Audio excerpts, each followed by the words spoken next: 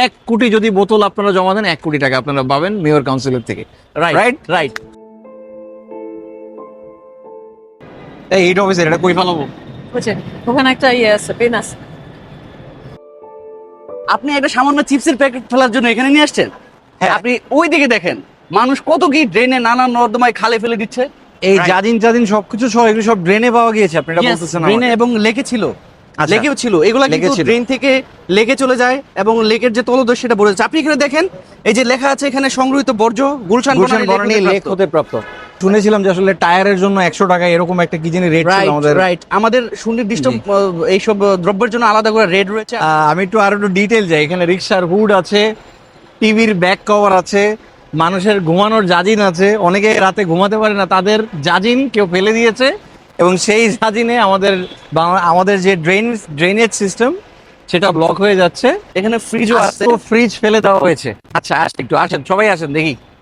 Chair আছে, tyre দেখতে পাচ্ছি বেশ কয়েকটা, সাইকেলের টায়ার যেগুলো আসলে ক্ষয় হয়ে গিয়েছে। এটা আদাবরের খাল থেকে পাওয়া গিয়েছে। আমি একটু সিলগুলো দেখাই।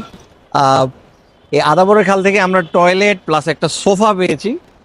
এই সোফাটা খালের ভিতরে ছিল।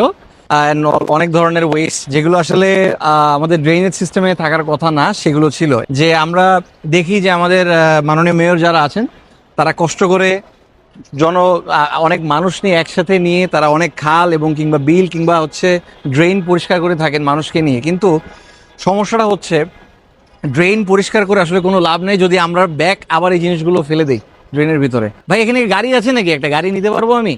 আর একটু ভালো মতো খুঁজলে একটা গাড়িও পাওয়া যাবে। Right right right.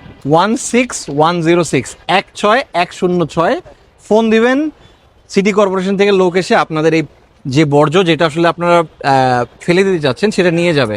আপনারা ভালো থাকবেন এবং আশা করি আপনাদের ভিতরে বেশ কয়েকজন বড় লোক আসবে। 1 কোটি যদি বোতল আপনারা জমা দেন 1 কোটি টাকা আপনারা পাবেন মেয়র কাউন্সিলের থেকে। Right right. আমি আবারও বলে দিচ্ছি যেন সবাই কালেক্ট করতে থাকেন। Anyway, thank you so much, আপনারা ভালো থাকবেন। It's a great initiative. আমাদের ঢাকাটায় অনেক মানুষ থাকে, অনেক মানুষ ঢাকার বাইরে থেকে আসেন, তাদেরকে আমরা এটার ব্যাপারে জানাই।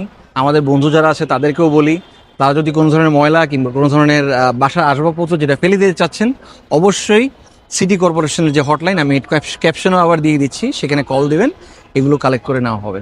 আল্লাহ হাফেজ সবাইকে, আপনাদের সাথে আবারও দেখা হবে।